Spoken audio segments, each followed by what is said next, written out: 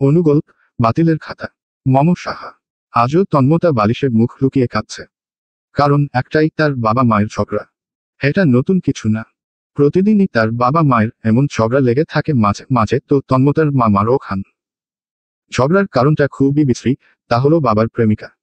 ছোটবেলা থেকেই দেখে আসছে বাবা মায়ের কত ভালোবাসা, কিন্তু হঠাৎ করে বাবা বদলে যায় তার জীবনে নারী নামক এক মরীচিকার সুখের কারণে। মা প্রতিবাদ করে, বলে এই ঝগড়া মারধর চলে। আজও ব্যতিক্রম কিছু হয়নি। তন্মতা সদ্য 18-তে পা দিয়েছে। রূপসী এক কন্যা। তন্মতা, মা, বাবা, ছোট ভাই তন্ম আর দাদিকে নিয়ে তাদের পরিবার। তন্মতার খুব কষ্ট হয়, শুধু নিজের জন্য না, ছোট ভাইটার জন্য। ভাইটা এর বয়সে না খেলে কেমন নিজেকে গুটিয়ে নিয়েছে। তন্মতাদের সংসার নিত্যদিনই এমন চলছে, ঝগড়া মারধর। ইদানিং তন্মতা খেয়াল করে তার মা চুপচাপ থাকে না, কেমন হাসি খুশি থাকে, বাবার সাথে ঝগড়াও করে না তেমন। ছোট ভাইটাও মাঝে মাঝে ফোনে কাকে যেন ছোট আব্বু বলে ডাকে। তন্মতা বিষয়টা খাটায় না, কারণ এতদিন মায়ের যন্ত্রণা সে দেখেছে। এখন মা খুশি, সেটাই অনেক। পরিবারের ঝামেলা কম, সবাই খুশি, শুধু শান্তি নেই তন্মতার, কারণ সে একটা স্বাভাবিক জীবন চেয়েছিল, যেখানে বাবা মায়ের ভালোবাসা থাকবে, হাসি আনন্দ থাকবে। কিন্তু তার পরিবার ছন্নছাড়া। বাবা মা সবাই খুশি, তন্মতার কথা কারো মনে নেই বোধ হয়। এভাবে কাটছে দিন। একদিন সকালে চিৎকার চেঁচামেচিতে তন্মতার ঘুম ভাঙে। চিৎকার করে কথা বলছে তার বাবা। সে দৌড়ে যায় বাবার ঘরে। গিয়ে দেখে তার বাবা, চাচা চাচিরা, দাদি, মামা মামি, নানা সবাই ঘরে বসে আছে। সে অবাক হয়ে যায়, এক রাতের মাঝে এত মেহমান দিয়ে ঘর ভরা কেন। সে সব পরিচিত মানুষের মাঝে তার প্রিয় মুখগুলোকে খুঁজে বেড়াচ্ছে। সেটা হলো তার মা আর ছোট ভাই। সে তাদের দেখতে না পেয়ে বাবার কাছে গিয়ে জিজ্ঞাসা করতেই বাবা তাকে চড় মেরে দেয়। আর বলে, তোর মা নতুন আশিকের সাথে ভাগছে। তুই গেলি না কেন? তোর ভাইরে নিচে তোরে নিল না কেন? তন্মতার সময়টা বোধ হয় থমকে গেল। তার মা চলে গেছে। অবাক করা ব্যাপার হলো, তন্মতা কান্না না করে হাসছে। তাচ্ছিল্যের হাসি। তাচ্ছিল্যটা কাকে জানাচ্ছে সে? তার মাকে? বাবাকে? নাকি নিজেকে? তার মা তো যেতে চায়নি। যাওয়ার রাস্তা তো বাবা করে দিয়েছে, তাই গেছে।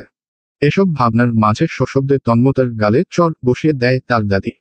আর বলে, যেমন মা তার তেমন মেয়ে। দেখো নাকি হাসি মেয়ের মুখে। শুন তন্মতার বাবা, তোর মেয়েকে বিদায় করার ব্যবস্থা কর, না হলে এ মেয়ে চুন কালি মাখব। তন্মতা অবাক হয়ে যায়। দোষ না করেও কিসের শান্তি পাচ্ছে সে? তার নানা, মামা মামিও চলে যায় মুখ ফিরিয়ে। তন্মতার কষ্ট লাগেনি, যেখানে তার আপন বাবা মা পর হয়েছে সেই কবে, সেখানে মামা মামি তো দূরের মানুষ। তন্মতা চুপ করে ঘর থেকে বের হওয়ার সময় তার চাচি তার হাতে একটা চিঠি ধরিয়ে দেয় চুপিসারে। তন্মতা ঘরে এসে চিঠিটা খুলে দেখে তার মায়ের চিঠি। চিঠিতে লেখা, আমার রাজকন্যা, তোরে না বলে চলে এসেছি তোর থেকে অনেক দূর। সাথে তন্ময়কে এনেছি। আমি যার কাছে এসেছি সে বলেছে আমার সন্তানদের মধ্যে যে কোনো একজনকে সে গ্রহণ করতে পারবে। তুই তো জানিস তন্ময় আমাকে ছাড়া থাকতে পারবে না, তাই ওরে নিয়ে আসলাম। তোকে আনতে পারবো না এই ঠুনকো কারণে তো আর নিজের সুখটাকে বলিদান দিতে পারবো না, তাই চলে এলাম। আশা করি তুই ভুল বুঝবি না আমায়। ভালো থাকিস। ইতি। তোর মা। তন্মতার চিৎকার করে কাঁদতে ইচ্ছা করছে, কিন্তু সে কাঁদবে না। কেন কাঁদবে? এতদিন পর তার মা সুখের ঠিকানা পেয়েছে, এটা তো সব থেকে খুশি খবর। তাহলে কোনো সে কান্না করবে? তন্মতা চুপচাপ গোসল করতে চলে যায়। গোসল করে এসে দেখে তার দাদি খাটে বসে আছে। তন্মতাকে দেখে সাথে সাথেই দাদি বলা শুরু করলো, তোর মাঝে কেচ্ছা রটিয়েছে, মুখ দেখাতে পারছিনি, পাড়া প্রতিবেশী হাসাহাসি করছে। তন্মতার সাথে সাথে জবাব দেয়, কেন আজ কেন তারা হাসছে? বাবা যে 12 বছর যাবৎ কেচ্ছা রটিয়েছে তখন তো কিছু বলেনি তারা। মা যে 12 বছর কেঁদেছে তখনও তো কিছু বলেনি তারা, তবে আজ কেন? তন্মতা কথাটা বলে থামার আগেই গালে অনেকগুলো চড় পড়ল। তাকিয়ে দেখে তার বাবা। দূরের দাদি ছলছল দৃষ্টিতে চেয়ে আছে।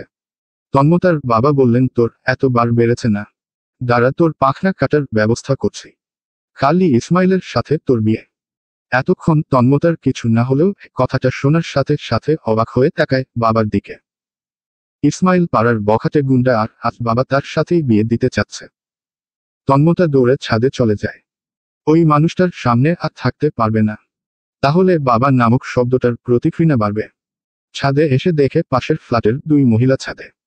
তন্মতাকে দেখে তারা কেমন দৃষ্টিতে তাকাচ্ছে আর তাকে শুনিয়ে খারাপ কথা বলছে।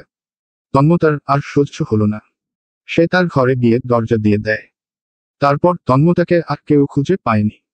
শুধু ঘরে একটা চিঠি পেয়েছে, সেখানে লেখা ছিল, অপ্রিয় সবাই, তোমাদের মুক্তি চাই, তাই আমি মুক্তি দিয়ে গেলাম। আমার থেকে মুক্তি পাওয়ার জন্য ইসমাইলের মতন মানুষের দরকার নেই, আমি এমনি মুক্তি দিতাম। আজ 12 বছর যাবৎ মুক্তির জন্য ছটপট করছি। তোমাদের এ ঝগড়া আমাকে মেরে ফেলেছে 12 বছর আগেই। দেখো আজ কি সুন্দর তোমরা দুজন সুখী। আমার কথা ভাবার প্রয়োজনই বোধ করলা না। মা আমাকে রাজকন্যা বলতো, রাজকন্যারা কি এতটা রাজার হালে থাকে যতটা আমি থেকেছি? চেনা বাবাকে যেদিন চোখের সামনে বদলে যেতে দেখলাম, সেদিনই পৃথিবীর বড় অভাগিনীর খাতায় নাম লিখে ফেলেছিলাম। মৃত্যু আমার সেদিনই হয়েছিল, তোমরা খোঁজ রাখোনি কেউ। তাও বেঁচে ছিলাম মাকে সুখে দেখার জন্য। মা যাওয়ার পর মুখে হাসি কেন ছিল যেন? সুখের জন্য। এতদিন বাবার এক পাক্ষিক সুখ দেখতে দেখতে ক্লান্ত হয়ে গিয়েছিলাম। আজ বাবা মা সবাই সুখে। বাবা মায়ের বিচ্ছেদ তাদের দুজনকেও সুখে রাখে, শুধু আমার মতন হাজারো তন্মতাদের ফেলে দেয় বাতিলের খাতায়। দোষ না করেও পরিবার, আপনজন, প্রতিবেশী সবার কাছে বড় অপরাধী হয়ে গেলাম আমি। তাও রাগ ঘৃণা কিছু নেই তোমাদের প্রতি, শুধু সুপ্ত অভিমান তোমাদের প্রতি। আমাকে বাতিলের খাতায় না ফেললেও পারতে। তন্মতাদের নিয়েও হয়তো বাবা মায়েরা সুখী হতে পারে, কিন্তু তাহলে কেন বাবা মায়েরা বিচ্ছেদের মাধ্যমে তন্মতাদের বাতিলের খাতায় ফেলে সুখ খুঁজে পেতে চায়? জানা নেই এর উত্তর, তাও বলবো, বাবা মা মুক্তি তোমরা। তোমাদের তন্মতা হারিয়ে গেল। ইতি। তোমাদের অপ্রিয়। বাতিলের খাতা। হারিয়ে গেল তন্মতা। বাবা মায়ের বিচ্ছেদ হয়তো তাদের সুখী করে, কিন্তু হারিয়ে ফেলে হাজারো তন্মতাদের। হাজারো তন্মতা পড়ে যায় বাতিলের খাতায়। সমাপ্ত।